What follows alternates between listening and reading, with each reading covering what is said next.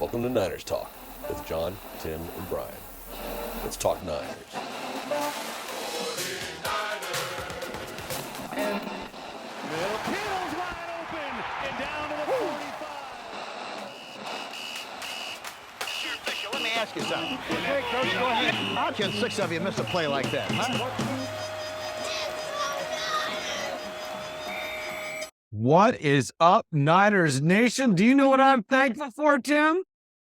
Spending time with your family and friends. Victory Tuesday. Let's go. Priorities, absolute priorities in life. My second choice was going to be seeing me in person, but priorities. I understand. I'm like, what, third down on the list? Have you ever watched football with yourself? We'll get to that later. I watch football by myself all the time. It's not pretty. Yeah. Brian, how are you? And how was your Thanksgiving, which ended in a Niners victory over the Seahawks? Thanksgiving was not ruined. It was awesome. Thanksgiving was awesome. It was great food as usual. I got to watch the game in the presence of my my family, my mom, my brother and his family, and then my wife and my kids. So obviously, trying to balance out what's on the TV versus trying to have a conversation. My mom's a huge Niner fan, so she's actually okay with having it on while we're eating. So it wasn't, it didn't make it complicated, but yeah, but it was fun. Great time, great game. It was just an awesome day. And Tim? When the schedule came out back in early May, and we all looked at this game and we circled it, not for good reasons. One, it's the 49ers playing on Thanksgiving night against Seattle in Seattle. And John, as you and I discussed the day after, this could have gone bad in so many different ways. But like you said, John, this was a game that we were very thankful to win. It made for a much better family visit and weekend. We got to enjoy ourselves for the remainder of the holiday. And I got to give a shout out to both our wives, because I think they were a little concerned about how things were going to go. So I'm grateful to Terry and Abby for putting up with us. And yeah, I think even John, I have to say, when Terry saw the schedule, I think her first response was, "Are you kidding me?" That was actually my 10-year-old daughter. But yeah, it's same thing. Same thing. So, yeah, but I know we're going to discuss the game, but Niners now sitting at 8-3, getting a victory over a very tough environment to win in Seattle, a 31-13 victory, and now it is on to. We had circled this game. Speaking of looking at the schedule, we had circled this game from May. We knew this was going to be one of the milestones in terms of the season. 49ers going up against the 10-1 number 1 seed, defending NFC champions, Philadelphia Eagles, and a rematch of last year's, well, I'll say this year, but last season's NFC championship, which we all remember for not so good reasons. That's correct. For those of you who are tuning in for the first time, we are 3 obsessed Niners fans who get together every Tuesday to talk Niners football. If you have a chance, leave us a review, give us a like, give us a follow, ask us a question. Do this for free. We love it. So far, we're up to episode 22. And I can just say the sound quality, having listened to some of the old podcasts, has gotten much better over the time we've been doing this. So I'm going to start with overall thoughts of the game, because I'm going to relate 2 stories, because it's not very often that my brother and I get together to watch football. And my brother, when he watches it, is very stoic. He doesn't talk a lot. So when the Niners had a rather dominant first half, I went upstairs just to say goodnight to my wife and my daughters. And my wife's like, "Well, how's it going down there?" I'm like, "Well, the Niners have 231 yards of offense, and Seattle had the audacity to get 31 yards." Second, the next day, My brother and I sat on the couch and rewatched the game on NFL Game Pass and broke down the film and absolutely enjoyed every second of it. I'd also point out we might have been drinking a glass of wine, maybe some cocktails. I'm sure that's what Kyle Shanahan does. And yeah, I'm sure we're following the Shanahan script in that one. So, but Yeah, as our exactly. wife said, are you guys really geeking out over football right now and rewatching certain plays and pointing out where the guys are in terms of motion, in terms of position, and what Brock's progressions were and where Fred Warner was lining up? And you're playing five deep, you playing Tampa 2, or you playing five down linemen? And we just paused and went, yeah. Oh, wait, one of your wives actually brought up the term Tampa 2? No, I that was me. But if they had, I would have been like, you guys have been paying a lot more attention over the last 13 years than I've ever given you credit for. So, but yes.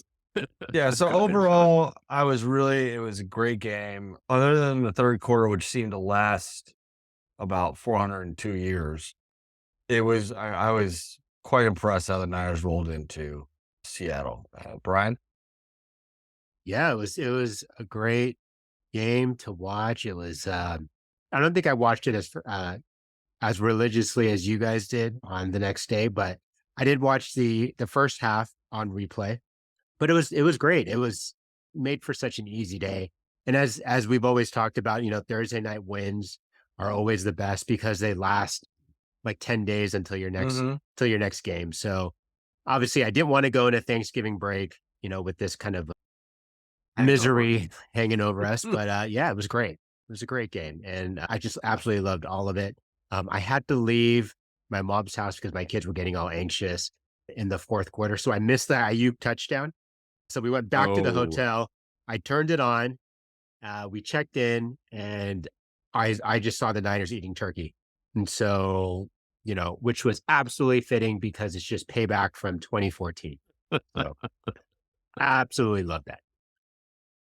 Hey, can I just can we also give a quick shout out to Chris Grothkopf for last week for joining us and sharing his thoughts on being a Seattle fan. I know he was at the game. I don't know if we ever got a answer to the question of whether they serve Thanksgiving dinner at the stadium, but I hope he and his family had a wonderful Thanksgiving. Appreciate him coming on. And if it's any sort of a silver lining, he is a big University of Washington Huskies fan, and they were able to get in the Apple Cup and in the college football playoff as we look at the standings today. So shout out to Chris for coming on. Appreciate it. Hey, it's got to be Oregon. That's gonna be a tough one. All right. So, Tim, Yes. how are you feeling Um, now? Well, I think it's obviously I've said it was a great win. You're going into a tough environment, and John, I always try to look at the first drive as to hints as to how Shanahan is going to call the game, and the first three plays were passes, and we had seen in previous weeks, particularly when the Niners were struggling, that it was the CMC show. That you and I, we thought things were getting predictable there. But that first drive, and we go to the keys to the game here, was get the crowd out of the game, start fast. And the 49ers did just that.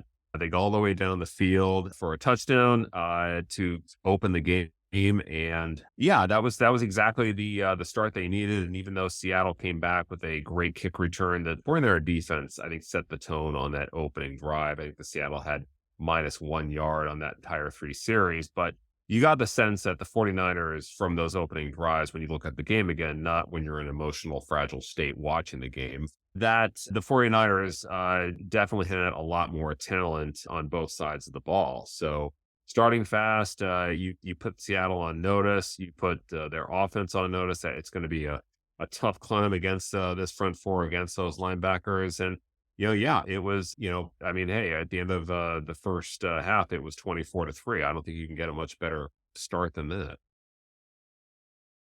No, although you were very relaxed. I get relaxed when I watch the game at the next day.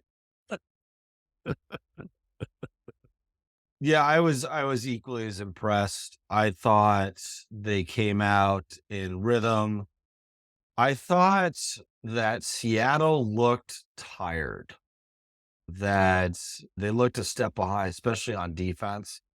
But the Niners looked like they wanted to take care of business, get a 2-game lead in the West, and then enjoy 10 days off before they go to Philly. And looks like they really had that on their mind. I know with the exception of the third quarter where they were letting Seattle breathe, it was pretty dominant. So we'll have to look at reviewing our keys for victory. First one was get the crowd out of the game. They started fast. Right down the field, touchdown. I thought it was good. But Spencer Burford did not start. And the O-line, Brian, thoughts on the O-line? I mean, I think it was better than Buccaneers, but Definitely, I was looking at the stats. I think they only gave up technically one sack Yeah, 1 sack. to Purdy. So, generally they did their job. But you can tell just kind of watching the game, there were a couple of times like where Purdy's quick feet and quick thinking kind of got him out of it. Yeah. But it held up. It definitely held up better. You're right, John, versus the Buccaneers. And I don't have the numbers in front of me in terms of how many yards we got on the ground, but it looked like it definitely held up. Trent Williams was as dominant as ever. 169 yards rushing is what the 49ers had on the ground. There you go. yeah, not exactly a bad day at the office. Nope. Some thoughts on the O-line? Yeah, I would say I was surprised, number one, that Banks played and Buford did not. But when you put 169 yards on the ground, you're able to dictate the tempo. You're able to keep the Seattle defense on the field for a long time. I mean, the ton of possession. The 49ers had 35 and a half minutes. Seattle had 24. So that tells you the story right there. The 49ers, particularly in the first half, were able to control the clock. I think they were frustrating the Seattle defense with I don't want to say the ease of they were moving the ball, but they were definitely in rhythm. They were definitely in tempo. We saw Seattle's defense get frustrated in the second quarter. There was that sideline shot of, I guess you could call it a team meeting. And even Niners Nation pointed out, so that is a sign that things are not going well. So, when you have that, you have belief in your offense.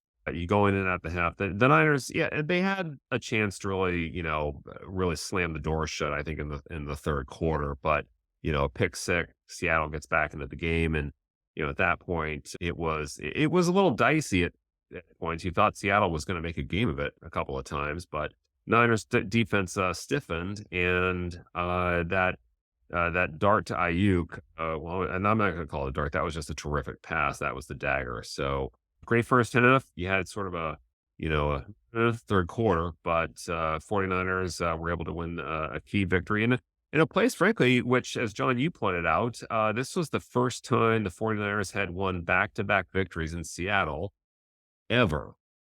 Yeah. So that's a Ever? particular statistic. Ever. Wow. And then we kind of get into the defense, which you mentioned.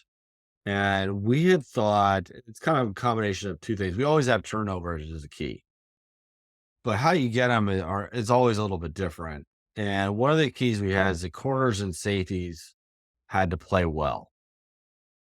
And Brian, what did you think about Shavarius Ward, Ambry Thomas, and Jair Brown playing?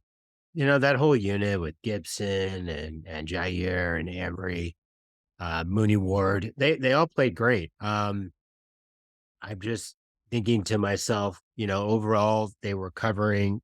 You didn't hear much from Metcalf, and I think we have here in the notes here that Metcalf was targeted a few times, but he only had like 3 catches. 9 so times they he was targeted.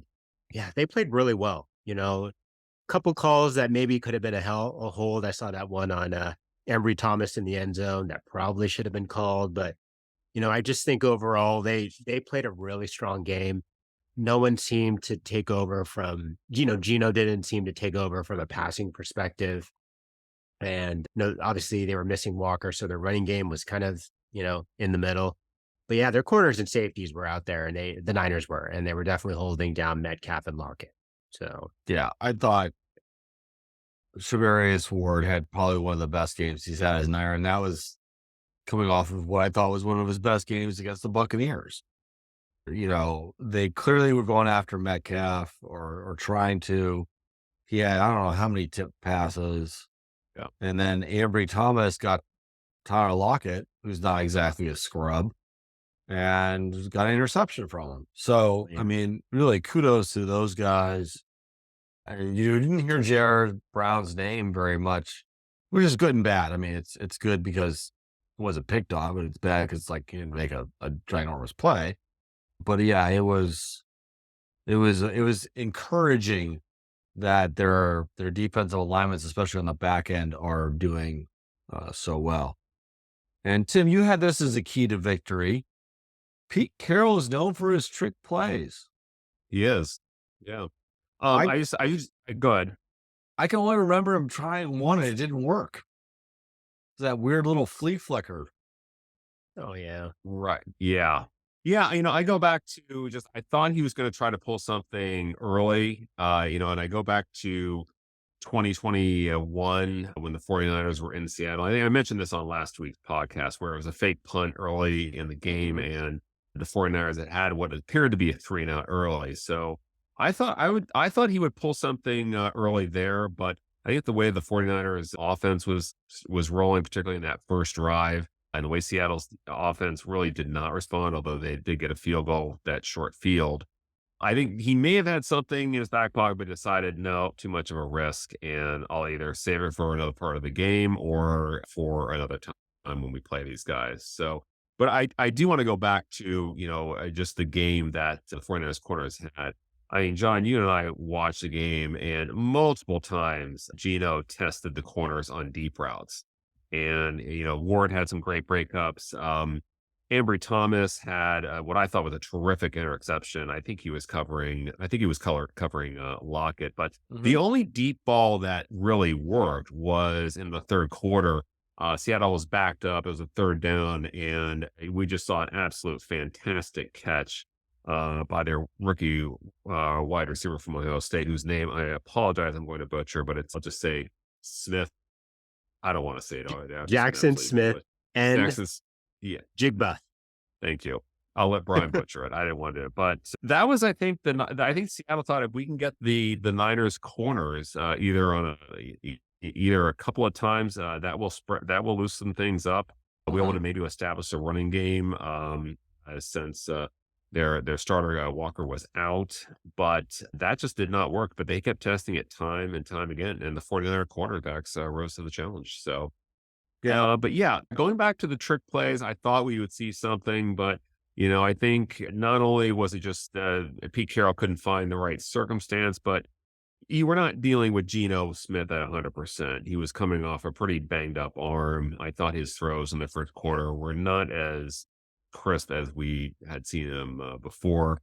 And, really the only touch, the 49er defense allowed 6 points. And I think you could, put an asterisk around that. One was a pick six, obviously. The other, they had a short field to work with. So the 49er defense, that just shows you how dominant they were. Yeah.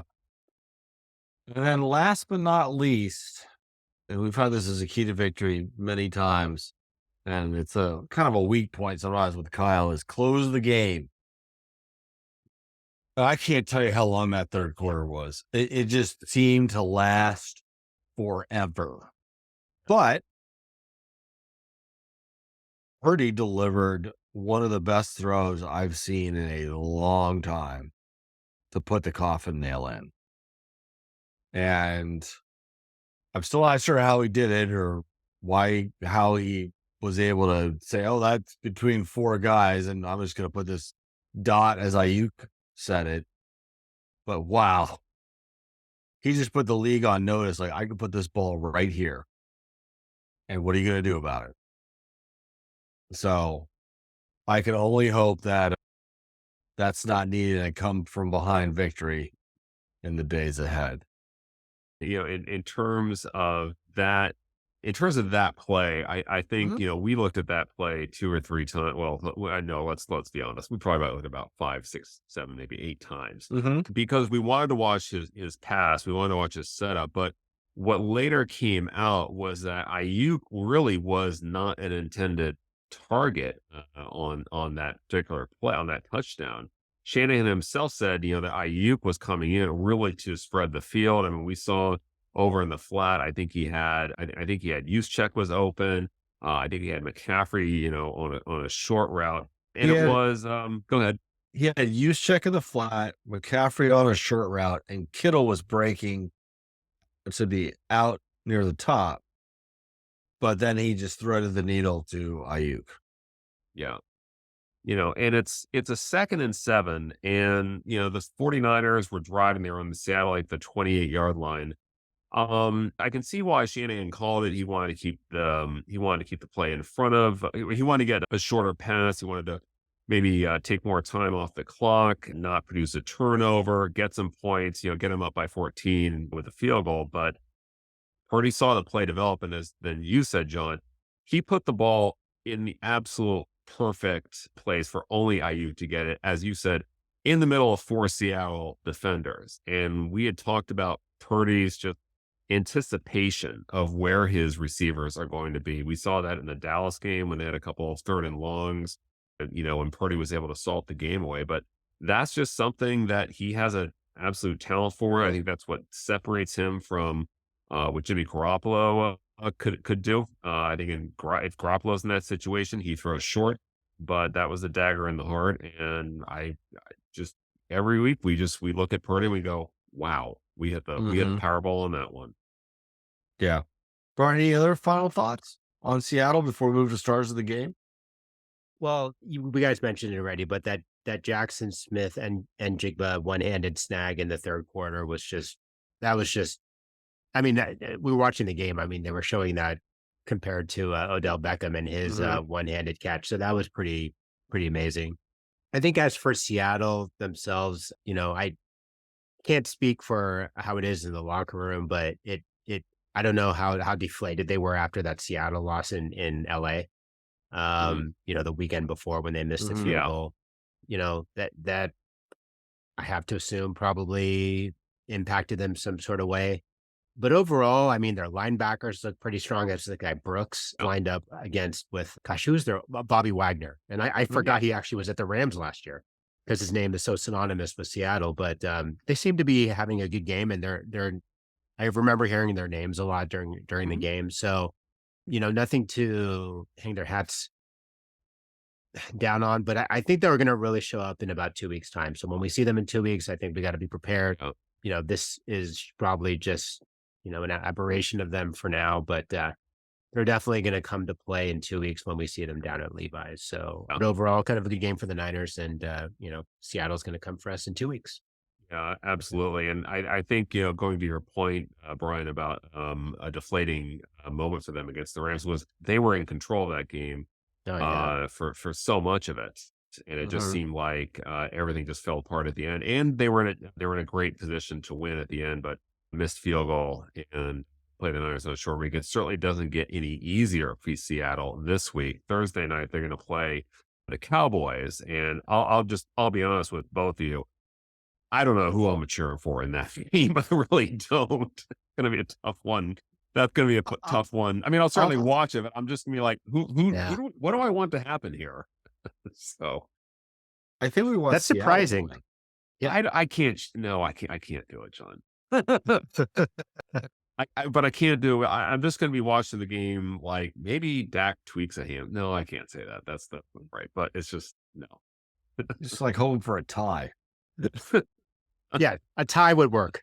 I guess. It's surprising Seattle's playing again well, actually, Dallas is playing on a Thursday night too. Yeah. So they played on Thursday last week. Yeah. So and so I know we're getting a little ahead of ourselves, but Niners do play on Sunday. Seattle have a little bit of a break coming back to play. So they may get some, like you said, maybe their starting running back comes back. We'll have to see. We'll have to see how Geno looks. But I think Seattle's in a pretty tough spot right now. They're going up against a good Cowboys team. They could easily be coming in losing 3 straight, but we'll watch Thursday night and see what's what.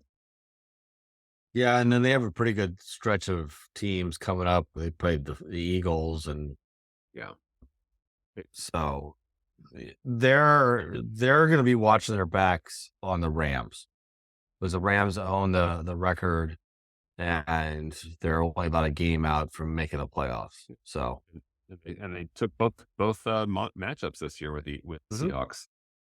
All right, stars of the game. We've talked enough about Seattle. well, Tim, since you're so verbose, who was your star of the game? Who is my star? Well, I'm going to start with my honorable mention, and it was Juwan Jennings. He had one catch in the game, but it was such an amazing effort on his part. It was 3rd and 7. Niners were up 7-3. 3rd and 7 from the 26. Purdy, I think gets Russell, but he throws to Jennings, and yeah, for a moment it's like, well, he's a yard behind the first down marker, and but then I thought, but this is Juwan Jennings, and then what happens? The NBC analysts say, well, he's not going to make. Like, that was immediately the kiss of death for Seattle, because he eludes one guy, I think, twice, and then doing what Jawan does, powers through and, just uses his body, his natural strength, and gets a key first down, which ends up, that drive ended up a McCaffrey touchdown. I loved that play so much because it was needed. It was a moment the Niners were really starting to let Seattle know, hey, this could be a long night. And then we've seen Jennings do it before, and to have that kind of weapon on the 3rd down, it's just tremendous. 3rd and Juwan. 3rd and Juwan. Brian, your star of the game. I'm going to go with back to the corners and the safeties. So I know we would touch them as kind of points in the beginning, but we got to talk about Gibson. He had a sack in, I think, the first quarter to, that's probably something maybe Isaiah Oliver or Hufanga would normally get, but he got a sack early. Let's see. Then there's also Mooney Ward, Javarius Ward. He had, I think, 3, if I have his passes deflected. And then Ambry Thomas had 2. Ambry Thomas had the pick. And they both had a couple tackles, but I think Ward had like 5. So I think just overall, we talked about this. I think whoever was playing safeties and corners, they had a really good game lined up. Steve Wilkes kind of got them prepped. So that's my star of the game. The safeties and the corners stepping up, with Hufanga going out. That's my star of the game. That whole unit. My star of the game goes to CMC, aka Cyborg, aka Frankenstein. He will not stop until he gets a touchdown. What a wear. There's 2 things that come out of that. Obviously, his helmet broke. So they're on the sidelines screwing in bolts into his head, it looks like. And he's just like, yeah, no big deal. It's going to be a meme for it's going to be a meme for the next 10 years. Oh, yeah. It's like, Seattle, no problem. I need a double screwdriver stat. And by the way, I think Chris Collinsworth was drunk during that game. Go ahead. We'll talk about that in a moment. Yeah. The other was on Instagram, his girlfriend posted, he was like walking around. Why do they have white sheets? I have no idea, but he's like bleeding all over the sheets. He had these bruises and all this stuff. And he looked like he had a couple cocktails too. So it's like, what? He's taking a beating, but man, he just keeps going and going and going. And, I've kind of now come to expect that he is just going to get his 20 touches and he's going to keep doing it and keep playing at that high level. But man, I just hope he can last because he is just so much fun to watch. Anytime he gets the ball, it could be a touchdown. So, Tim, any other stars of the game? Well, I think we got to go to Steve Wilkes. Ever since he came down from the coaches' booth down to the sidelines, I think we've seen a more improved 49er defense. Of course, getting Chase Young also helps as well. But it just seemed like the 49ers were just out of alignment in our 3 losses, and they've just looked much more focused, much more on tempo. We're not seeing penalties at the worst possible time. We're just seeing a very focused, hard playing unit. And that first half, Seattle had a whopping 56 yards, total net yards in the first half. Time of possession, 49ers 22 minutes, Seattle 7. 6 sacks. They really allowed 3 points, 6 if as I said, if you count the short field that they got as well. So this unit is starting to play well at a perfect time because we're Mhm. getting into our marquee games. Playoff picture will start coming into focus as these games go on. So kudos to Steve Wilkes. Yeah, doesn't it feel like there's a lot more energy? Yeah, absolutely. Absolutely. I mean, as we pointed out against the Bengals, the Niners just looked tired. And Mhm. maybe it was the bye week or maybe it was just getting, guys grouped together. But there's a lot more I think just enthusiasm and competitive.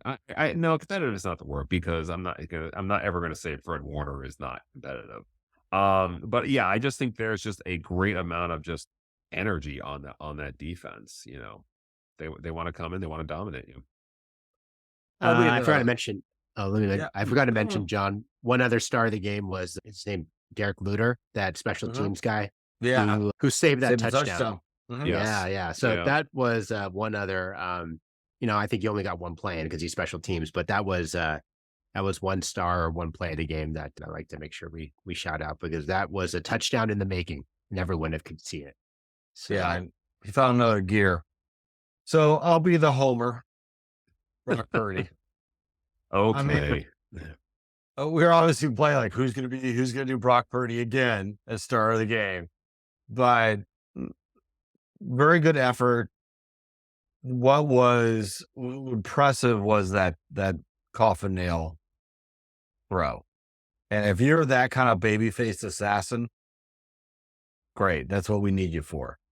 I did find out, which was nice to know, is that thing he's been wearing on his arm when he's sitting on the bench is basically a glorified heating pad. It just keeps his arm warm when it's cold out. So I'm like, okay, I can handle that. Because it's like, what's wrong with Brock? Yeah, well, I think given the 49ers injury history, and particularly last year with our quarterbacks, we tend to look at anything that could be a potential red flag. So Tim, as Yes. our resident Seattle hater, um, would you like to give any honorable mentions to any Seahawks? Yeah, I gotta give it to Jackson Smith, whose name I will butcher. New and Jigba. Jigba. The Jigma, thank you. You got to give credit where credit is due, and that was a spectacular catch. And he's a rookie, so I don't know what the contract situation is with Lockett and Metcalf, but he's obviously been brought in as someone to I think eventually replace them, at least one of them. So he could be someone the 49ers have to worry about. So, but you have to tip your hat at certain points to your competition, and that was definitely a moment. So Yeah. John, Tim, one other item you were talking about Steve Wilkes, but I was just Yeah, kind of thinking about this. The defense only didn't give up any touchdowns, so they only gave up two no, field goals. So one thing we kind of I think One overlooked saying was that they that touchdown was on the offense and that pick six, but it was just two field goals yeah, for that. So yeah, Yeah, it's they played amazing. great. All right, well, it's not all sunshine and lollipops. It's sigh time. sunshine, lollipops in. Sorry,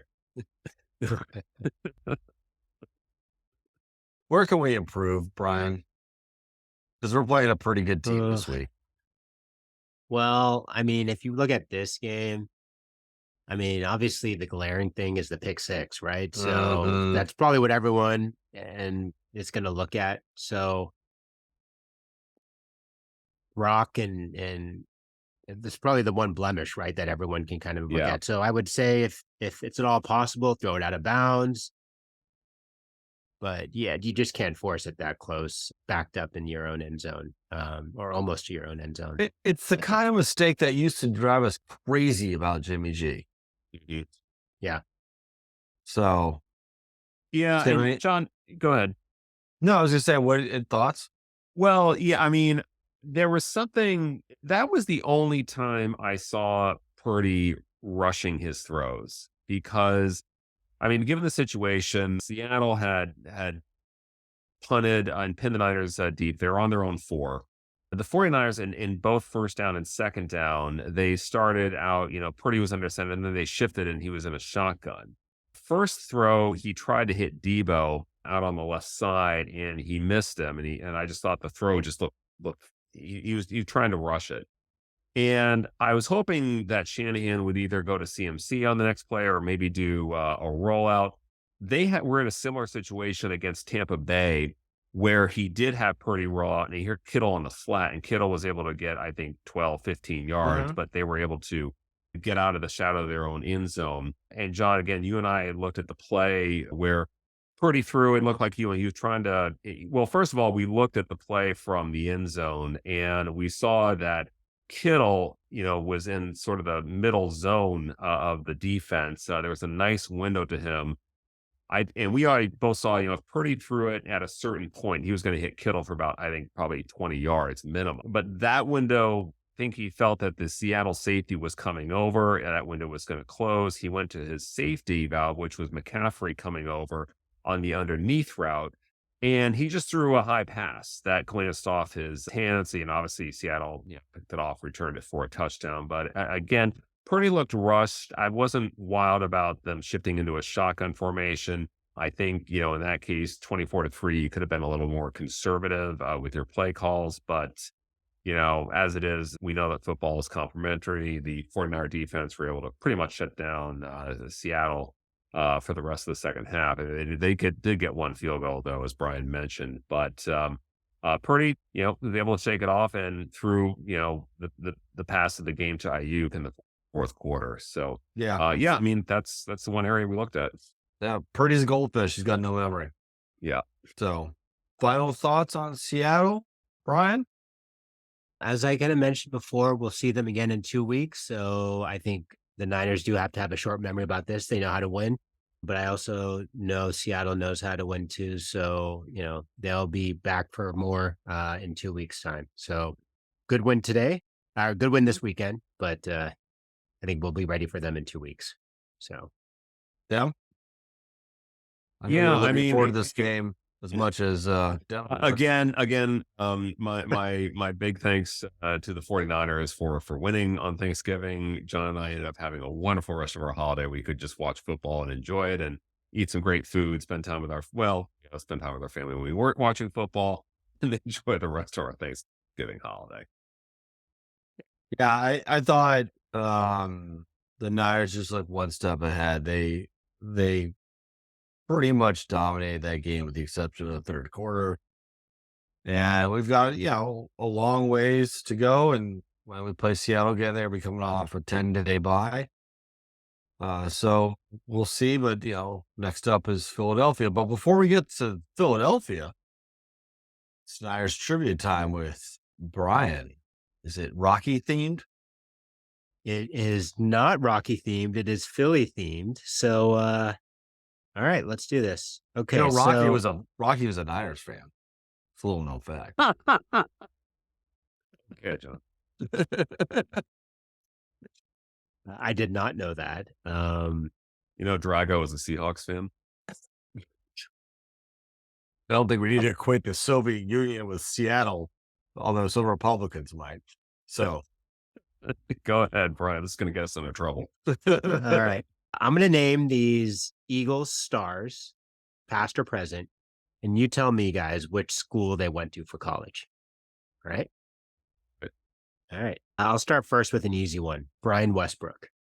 like a villain. All right. Randall Cunningham. John, you're first. College with a degree program. I have no idea. Randall Cunningham. Wow. All right, Tim. I do not know. I'll give you, it's a West Coast school.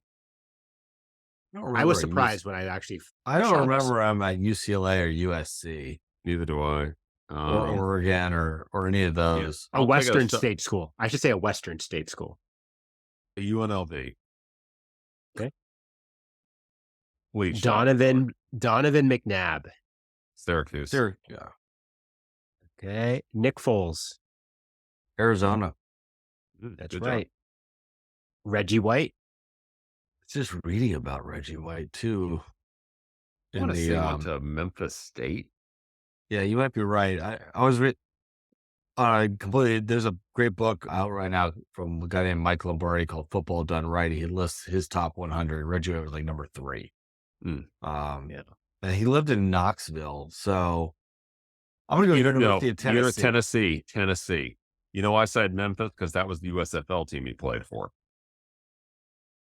But that wasn't the question, Brian. Jalen Hurts. Oh, he played for Alabama and Oklahoma. There you go. Okay. All right. Moving on. I don't see how that's Niners trivia. I just thought this was fun. I just thought these were fun things to ask. Okay. Here's a good one. Brian and Neil Cannon's first football game they ever went to was against the Eagles in November of 1992. Tim, since I know you're the resident encyclopedia/dictionary, who won that game? The 49ers. And can you tell me the score? I'm going to say 20-14. Moving on. John, do you have any? No, come on. 5. Brian, not only do I not only remember that game, I took the Golden Gate Transit with you and Neil over from Larkspur Landing. It was also the night after my last high school football game when I could have been something. Actually, we lost to Eureka High School, so I'm just putting that out there. All I remember is Eureka had these very large players, and I was in kind of a lot of pain the next day. Yikes. So, anyway. All right. Sorry, complete side note. That was Tim being nostalgic. I did play 2 years of high school football. Makes me a total expert on the subject. 2 more years than Brian and I. Combined. All right. Which defensive tackle on that 92 Eagles team is now a broadcaster? Clyde Simmons? Who? Well, it's not Reggie White and it's not Jerome Brown. Howie Long. Howie Long? Howie Long. Wrong team, wrong. I know it's wrong. Wrong. I The only thing who got defensive close to tackles it for was the he went to Eagles? Villanova, which happened to be in the same state as the Eagles. So I don't know where it's coming up with that. He's a defensive tackle. Oh, this person is a defensive tackle. Was that a guess or was that a? I said Clyde Simmons. I'm saying Clyde Howie Simmons. Long. Howie Long. Okay. All right. Howie You have Long. better and odds of Clyde winning Simmons. Powerball, John. All right. Last question. How did the Eagles get their name when they were first founded in the 30s? Oh. Somebody in Philadelphia looked at an icicle and went, Eagles. I have no idea. Tim? I do not know. That's an excellent question because they were one of the original NFL franchises. Well, I mean, how many birds of prey are there really? Well, we had a Seahawk. There's we a have a Raven, specific thing which gave it inspiration. There's a specific, think of the time. I'll say 1776, the Bald Eagle, Independence Hall, Freedom, something like that. All right. We'll take that. All right. Moving on. So we're in the middle of our weird bird schedule. And we just had turkey too. Yeah. So, I mean, Seahawks, Eagles, Seahawks, Cardinals, Ravens. Really strange. It's like Amazon's AI is going, they'll never notice this. So the Eagles. And when I listened to the podcast, we went over the season. This was one we had also circled because of the NFC Championship last year. Eagles are 10-1. They probably have the MVP playing quarterback right now. I can't argue with that. Yeah. I'm going to start with what I think. This is the first game that I've seen that I don't know if the 49ers can win. And for a few reasons. One is the weather's not going to be that great. It's in Philly, which is a really hard place to play. And Jalen Hurts just seems to have some kind of luck going on where he can lead people back. And granted, Casey, the guy got the ball, and last week the guy from the Bills ran the wrong way or Josh went the wrong way and the kicker missed 2 field goals. That's the only thing. It's just like there just seems to be some kind of blind luck going on with the Eagles right now that just gives me a sense of pause. Like, I don't know how this team is winning. That being said, I think the Niners match up very well against the Eagles.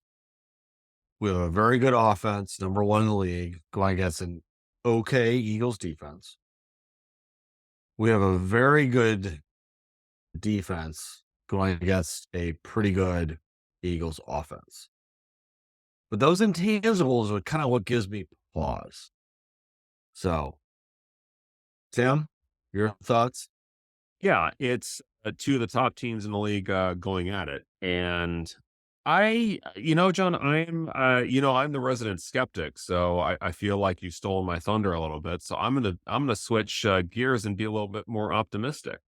I agree with Role you. reversal. I've never I know, role reversal. It's bizarro world all of a sudden here on Niners Talk. But I think, like you said, John, I think the 49ers match up well with the Eagles. I think they are a better team than the last time they played the Eagles.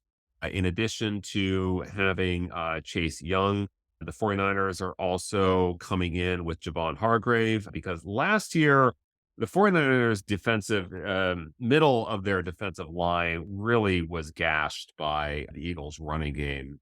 The Eagles were able to some very long drives. And you could just see Javon Kinlaw really just getting moved around almost at will. I think the Niners are going to have more success, at least slowing down that Eagles running game. I think, Purdy is a more mature quarterback. I think, the throws that we've been seeing from him the last few weeks, and in particular, I'll point to 2, obviously the one to Ayuk, the pass to Ayuk against the Seahawks, but also the throw he had against the Jaguars to Kittle. This guy can stay in the pocket. He can make things happen. I think that will buy him just enough time.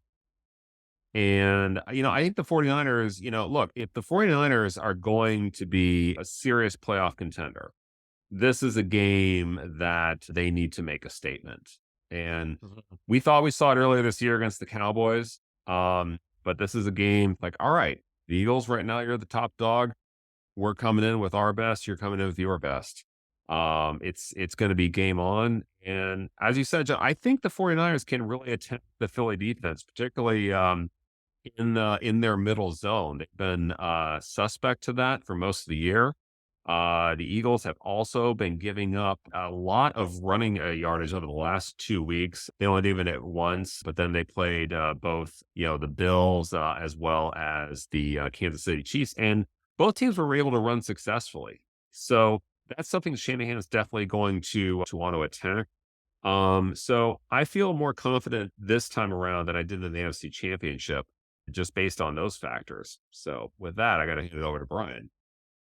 I'm going to be confident here as well. I think, in addition to having, Purdy back, I think Shanahan's going to look at that game and make sure that he's better, well protected around the pocket. If that's everyone from Spencer Burford and Colton McKivitz and, Trent Williams, they got to make sure they do their assignments with Kittle out there. He's definitely a great blocking tight end. So I think the experience of what they felt in the NFC Championship is just only going to help them. Everyone's playing now close to 100%. We did get Hargrave on the team, so he's helping us, and Randy Gregory from the defensive side. I just think everything's kind of lining up in our favor. So, we'll see what happens. But I think, this isn't just a regular game, I think, for both teams. I mean, both teams have penciled this and circled this one. They're both talking trash all week. The players, they say they don't like each other, but, maybe some of it's in jest, maybe some of it's not. But I think everyone's going to step up kind of on both sides. And I do expect the Niners to come out there and hopefully take care of business this weekend.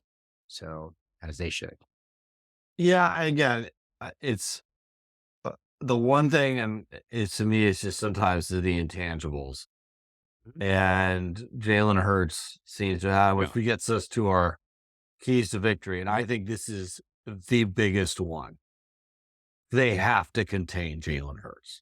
Of course. Watching what absolutely. he did against the Bills, and I know he had some knee issues, but he came back after the bye and looked pretty good. But he just has the ability to tear you up with his arm and tear you up with his legs. And what will be interesting will be how Steve Wilkes uses his linebackers, Fred or Dre, as a spy on Hurts, keep that middle of the field, and at the same time, guard Devonta Smith and AJ Brown. That will be the chess match, which I'll be watching for on defense.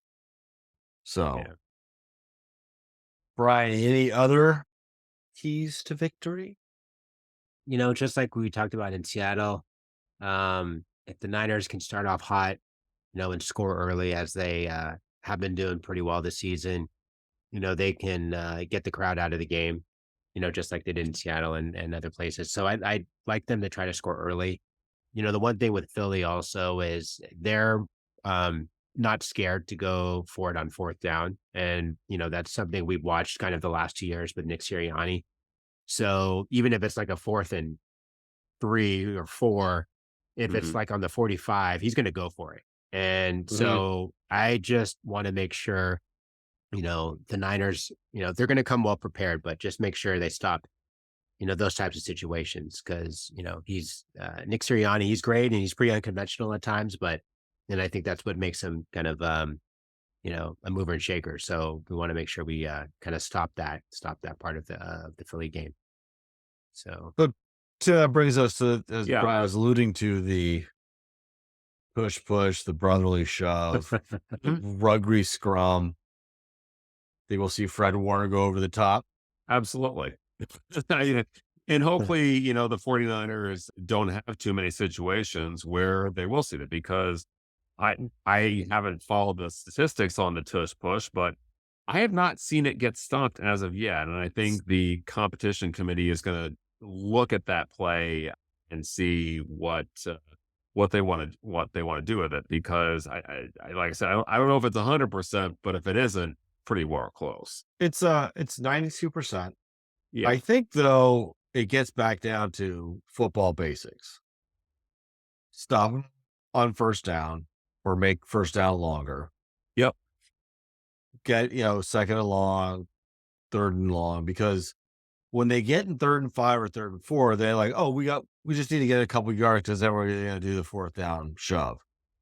If they don't get to 3rd and 5, 3rd and 4, then they're not going to do it.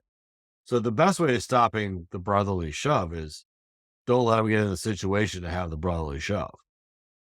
Yeah. They're very good at doing those things to get them there. But I think the Niners have a very good opportunity using their, and again, the linebackers are going to have a day against Hurts, against Swift, to keep them somewhat limited. Which brings us to another key to victory, which is always a key to victory, which is turnovers. Yeah. And so far, the Niners have the best takeaways in the league. We got plus 21 right now. And so let's not also forget, Jalen Hurts, as good as he is, as concerning as he is, he's also thrown 10 interceptions so far this season. Yeah. So there is possibilities there. But let's switch sides. So, Brian, Eagles offensive line, which obviously is part of the tush push or brotherly shove, very good. And last year we saw Javon Kinlaw get pushed around a little bit, had 3 big long drives against San Francisco, but they might be a little wounded coming in. Lane Johnson's didn't play last week against the Bills. So this will be an interesting matchup. Your thoughts on their offensive line versus pretty stacked Niners defensive line now that we didn't have Chase Young last year. He's a new addition. Yeah, I mean, I'm gonna go with wherever the stars are, and the stars are with our side. So, we do have Bosa, we do have Chase Young now, Eric Armstead, Randy Gregory. So I do see that as a matchup that we can win and we can dominate on that. So if we can dominate the line, if we can pressure Hurts, if we can collapse the pocket and contain it so he doesn't make a scramble or a run, that's definitely something I think we can look to take advantage of. As you guys noted, he did throw 10 picks. So, that's something that we definitely can also exploit, just kind of rushing his throws and getting our corners and safeties ready to try to make those plays on the back end. So I do think, John, that's something that we can work on and we can dominate and hopefully win on Sunday. Yeah. Yeah. Which brings us to our last key to the victory. Tim, can this offensive line give Purdy some time? They better. Otherwise, the Niners going to be in for a long day. Yeah, I want to say, two other things that, I mean, if you go back to the NFC Championship game, obviously we all know what happened with the quarterback, but the 49ers also had 3 fumbles. I think they counted for 10 Eagles points. And certainly you do not want to give Jalen Hurts any sort of momentum or short fields to work with because he'll make you pay. The other key aspect was the Niners were penalized 11 times in that game. And they had, I think I counted 3 or 4 defensively that just hurt quite a bit. Pass interference, there was running into the kicker, there was illegal hands to the face, all of those things. Again, you cannot give Jalen Hurts second chances.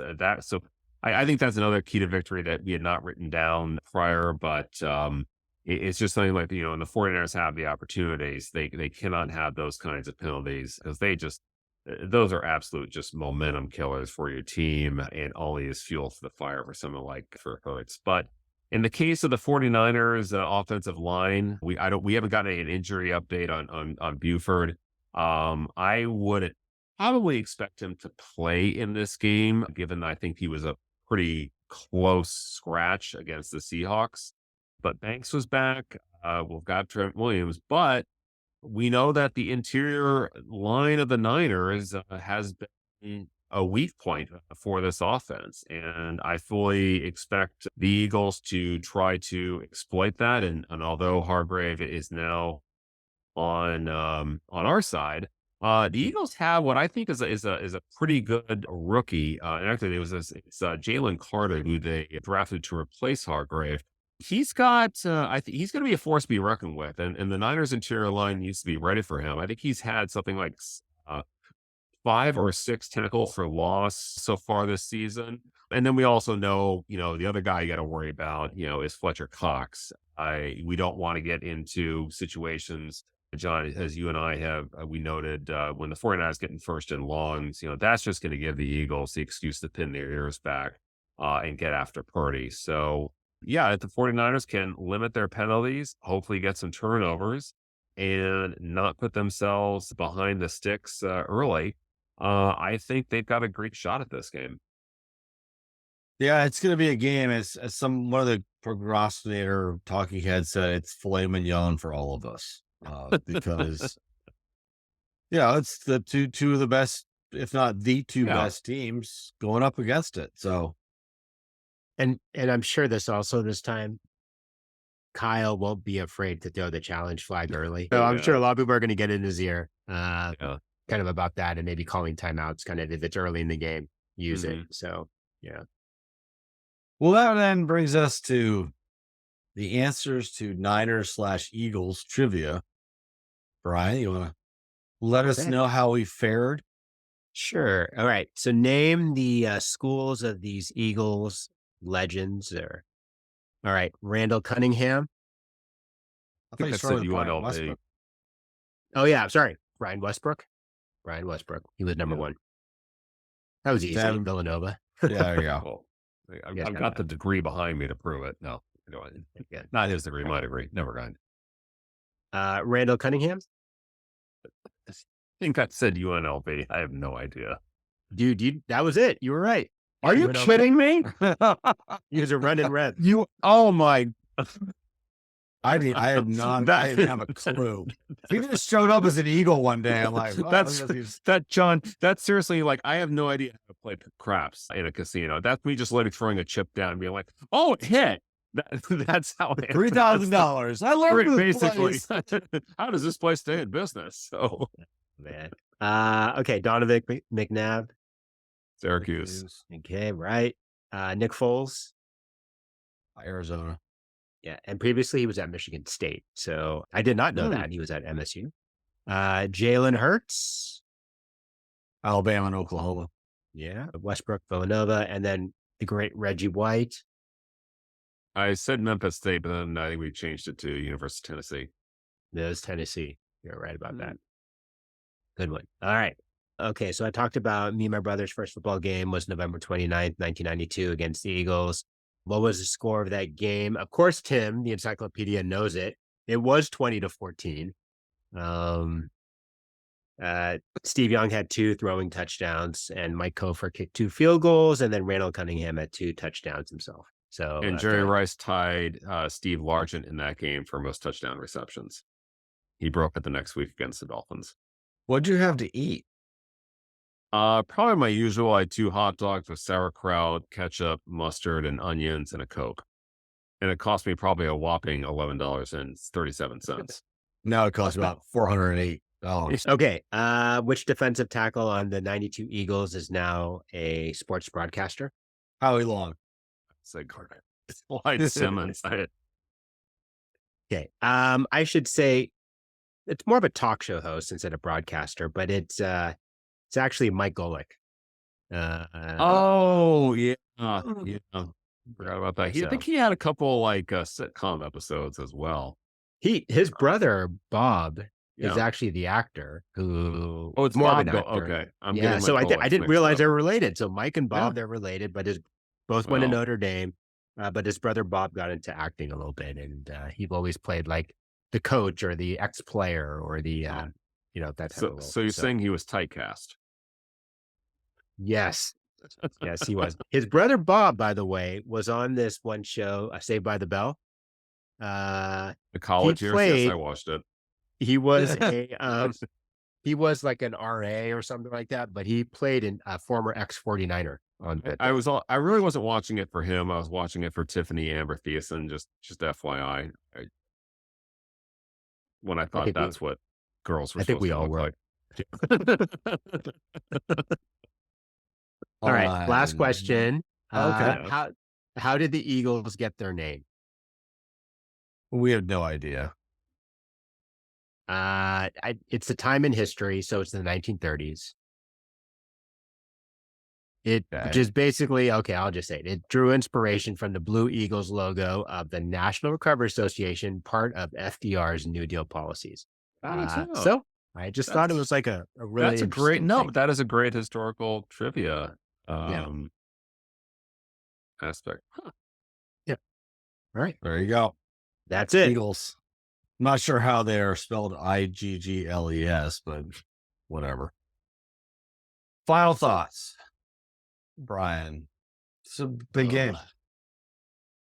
We will win the game if we can control the line of scrimmage, if CMC can get some yards and Purdy hopefully doesn't make any mistakes. So that's all I'm kind of hoping for this weekend. I think a lot of us, I remember that game.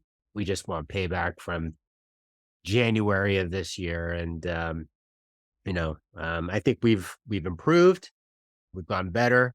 And we're kind of peaking right now. We're kind of at the right time again. So I know we were peaking early, fell off, and I think we're on our way back to being something special. So we'll see. All right, Tim? John, this is a game that, you bring in Chase Young for a reason. You sign Nick Bosa a multi-year contract for a reason. You bring in CMC. You sign Kittle, you sign Debo, you have Ayuk in a contract year. These are the games that your stars need to produce. And these are the types of games that those stars want to play in, and they want to be the factor. It's put up or shut up time for both teams. Yes, I know the Eagles are 10-1, Niners are 8-3. huge playoff implications, but this is why we play the game. So back when the Niners had their latest Super Bowl run, 2019, both Tim and Brian ran the Honolulu Marathon. This weekend coming up, they're running the California International Marathon out of Sacramento. I think we're going to have a little deja vu. I think this game is going to be like the Saints game. It's going to be a just crazy game. The last times that Jalen Hurts and Brock Purdy faced off in college, Iowa State versus Oklahoma, I think it was like 52-53. I get the feeling that these guys are going to show out. It's going to be more of a track meet than we think it's going to be. And it's going to be one of those games you're just like, whoa. So I don't do predictions. We don't do predictions. I just think it's going to be deja vu all over again from the marathon. And Niners beat the Saints that day. So hopefully Brian and Tim, after running so far for so long, will be nestled up with a cheeseburger and be saying, Don was right. And on that note, So hoping for that. yes. Yeah. Want to thank all of you who have been listening. I'm John, joined by my brother Tim and my brother from another mother, Brian. We're looking forward to recapping the Eagles game next week. In the meantime, keep the faith. We're out, Niners Nation. Thanks for listening to Niners Talk. Stay faithful.